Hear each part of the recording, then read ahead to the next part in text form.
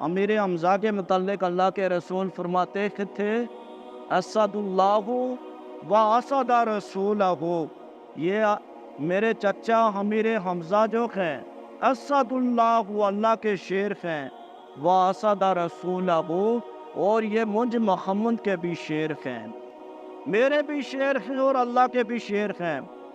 امیر حمزہ کو نبی پاک علیہ الصلوۃ والسلام کے ساتھ بے حد محبت تھی۔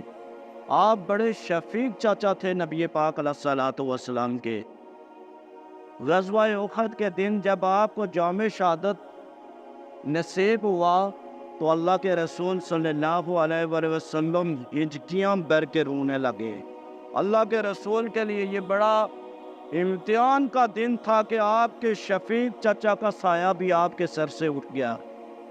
اب امیر حمزہ رضی اللہ تعالیٰ عنہ کا اسلام لانا بھی اللہ کے رسول کے ساتھ ایک محبت تھی، اور اپنی جان کا نذرانہ پیش کرنا بھی اللہ کے رسول کے ساتھ ایک محبت تھی۔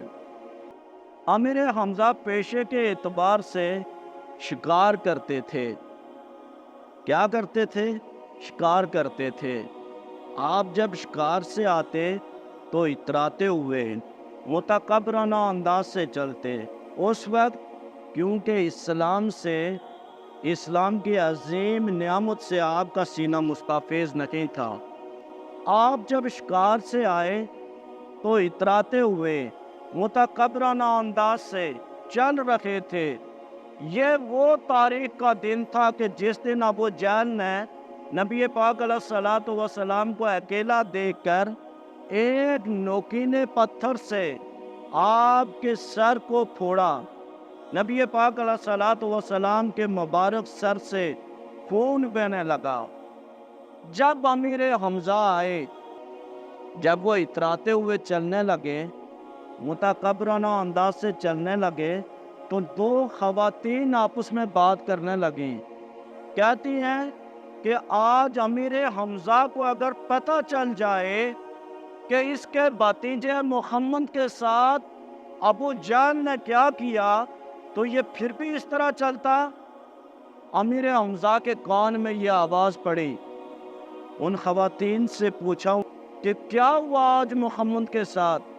کہا کہ ابو جہل نے اس طرح وار کر کے آپ کے سر کو پھوڑا، یہاں تک کہ آپ کے مبارک سر سے خون بہنا شروع ہو گیا تھا۔ امیر حمزہ جلال میں آئے، جو کمان ہاتھ میں شکار کے لیے لے کے گئے تھے، جا کے ابو جہل کے سر میں مار کے ابو جہل کے سر کو پھاڑا۔ اب نکلے آگے، نبی پاک علیہ الصلوۃ والسلام سین حرم کے اندر سجدہ ریز تھے۔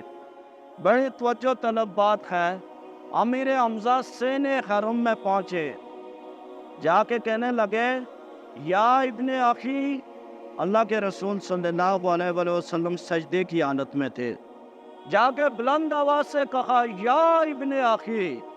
آج بھی جو لوگ عرب میں رہ کے آئے ہیں، عربوں کا پکارنے کا یہ انداز آج بھی اسی طرح ہے۔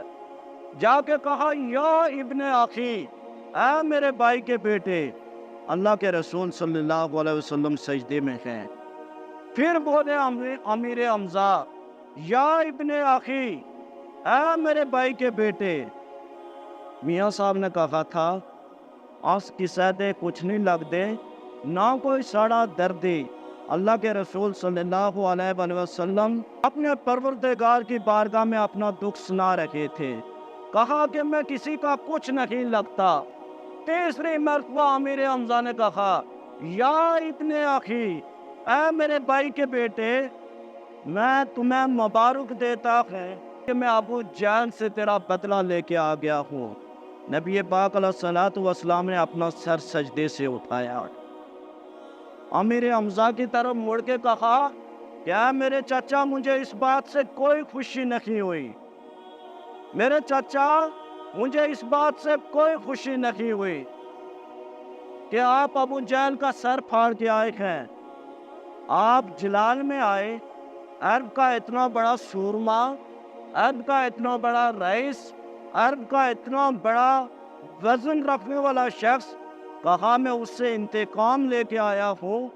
اے میرے بھتیجے محمد، آپ فرما رہے ہیں کہ مجھے ان باتوں سے کوئی خوشی نہیں ہوتی۔ کہا ہاں میرے چچا امیر حمزہ، مجھے ان باتوں سے کوئی خوشی نہیں ہوتی۔ پوچھا بھتیجے تو کیسے خوش ہوتا ہے؟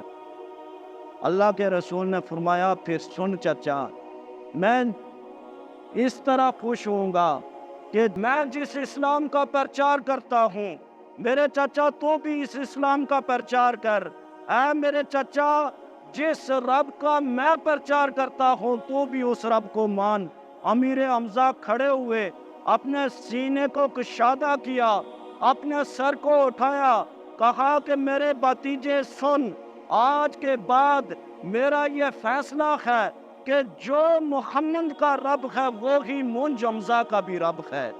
آج کے دن میرا یہ فیصلہ سن کہ جس اسلام کی اے میرے بھتیجے محمد تو بات کرتا ہے، میں بھی اسی اسلام کا پرچار کروں گا۔ امیر حمزہ نے جب یہ کہا، اللہ کے رسول صلی اللہ علیہ وآلہ وسلم کھڑے ہوئے۔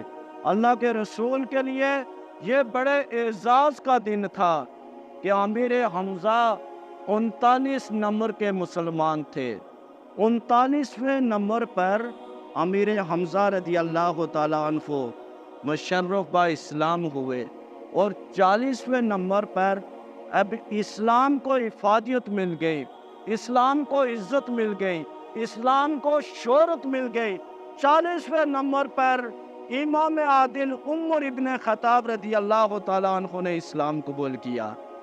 جب اللہ کے رسول نے علن اعلان پہلی نماز مکے کے اندر پڑھی، یہ اسلام کے دو شیر تھے۔ ایک طرف امیر حمزہ رضی اللہ تعالیٰ عنہ کھڑے ہیں، دوسرے جانب عمر ابن خطاب رضی اللہ تعالیٰ عنہ کھڑے ہیں، درمیان میں اللہ کے رسول چل رہے ہیں۔ اور یہ وہ دن تھا جس دن کعبے کی در و دیوار آلن و سالن مرحبا یا محمد کی صدائیں دے رہی تھی۔ سامعین محترم، یہ امیر حمزہ رضی اللہ تعالیٰ عنہ کے اسلام لانے کی ایک دن تھا۔ پھر ایک دن امیر حمزہ رضی اللہ تعالیٰ عنہ 15 شوال المکرم غزوہ احد کا میدان ہے۔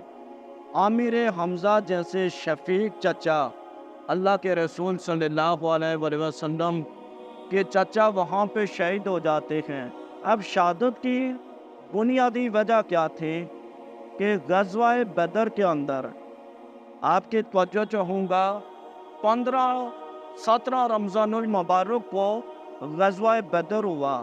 غزوہ بدر کے اندر یہ امیر حمزہ تھے جو کفار کے اوپر بجلی کی طرح چمکے، گاجر اور مولی کی طرح کفار کو انہوں نے کاٹا۔ ابو سفیان کی بیوی ہندا کا باپ عتبہ، اسے قتل کرنے والے امیر حمزہ تھے۔ جابر بن مطعم یہ بڑا امیر شخص تھا، اس کے چچا کو غزوہ بدر کے اندر قتل کرنے والے کون تھا؟ امیر حمزہ تھے۔ اب امیر حمزہ نے غزوہ بدر کے اندر دشمنوں پر بجلی کی طرح ٹوٹے۔ اب کفار و مشرکین دل میں بڑے دکھی تھے کہ ماہ رمضان کے اندر غزوہ بدر میں امیر حمزہ نے ہمارے بھائیوں کو ہم سے جدا کیا، کسی کے باپ کا سایہ اس کے سر سے اٹھ گیا، کسی کے بیٹے کا سر قلم کر دیا۔ اب ابو سفیان کی اہلیہ جو ہندا تھے، اس کے ابو سفیان کی اہلیہ ہندا کے باپ عتبہ کو بھی امیر حمزہ نے قتل کیا۔ اب جابر بن مطعم یہ امیر شخص تھا، اس کے ایک وحشی سیاہ فام شخص غلام تھا۔ وہ غلام کشتی میں، گتکا بازی میں، تیر و تلوار میں بڑا ذہین و فطن تھا۔ اب جو جابر بن مطعم تھا، اس نے کہا کہ محمد کے چچا امیر حمزہ نے میرے چچا کو قتل کیا ہے، اب تو محمد کے چچا کو قتل کرے گا تو میں تمہیں غلامی سے آزادی کی سنت جاری کر دوں گا۔ جب یہ اعلان سنا، ہندا نے ابو سفیان کے بیوے جس کا باپ عتبہ امیر حمزہ کے ہاتھوں سے قتل ہوا تھا، تو اس نے کہا میں خاطر خواہ انعام پیش کروں گی، منہ بولا انعام پیش کروں گی اگر آپ امیر حمزہ کو قتل کر لیتے ہیں۔ اب غزوہ احد میں جب امیر حمزہ دشمن کے مقابلے میں میدان کارزار میں گئے تو پھر نمایاں اپنا انفرادی مقام حاصل کیا، لیکن جب واپس آنے لگے تو وہی وحشی جو جابر بن مطعم نے بڑے انعام کے پیش نظر بھیجا تھا، وہ ایک پہاڑ کی گات میں ایک پتھر کے پیچھے خنجر لے کے بیٹھا تھا۔ اس نے پیچھے سے دوڑ کر امیر حمزہ رضی اللہ تعالیٰ عنہ کی کمر میں خنجر پیوست کر دیا۔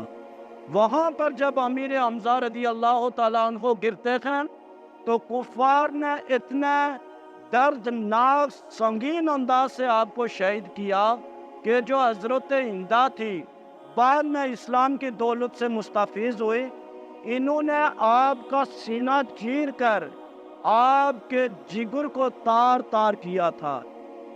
پھر جو جابر بن مطعم کے لشکر کے لوگ تھے، انہوں نے امیر حمزہ کی انگلیوں کو کاٹ کے ٹکڑے ٹکڑے کر دیے، آپ کی آنکھیں نکالنے، آپ کی ناک کاٹ دے۔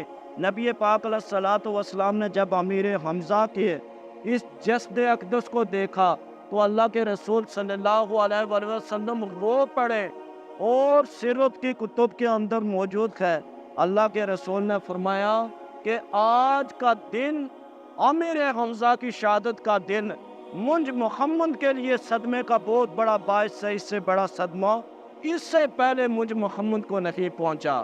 اب یہاں پر اللہ کے رسول کی سیرت کے اوصاف جمیلہ کے خوبصورت پیغام کو دیکھیں، اتنا رنجیدہ ہوئے، اتنی تکلیف ہوئی، لیکن وہ وحشی نامی شخص بعد میں سب ادیان پر نظر ثانی کرتے ہوئے رسول اللہ کے صحابہ سے کہنے لگا کہ میں نے سب ادیان کو دیکھا، میں نے سب دینوں کو دیکھا، میرا وجدان یہ کہتا ہے کہ محمد جس دین کا پرچار کرتے ہیں وہ دین برحق ہے، میں نے سمجھ لیا ہے، میں نے دیکھ لیا ہے، میں پرکھ چکا ہوں کہ محمد کا جو رب ہے وہی سب معبودوں کا معبود، سب بادشاہوں کا بادشاہ وہی ہے، ہم لوگ کی غلطی پر ہیں۔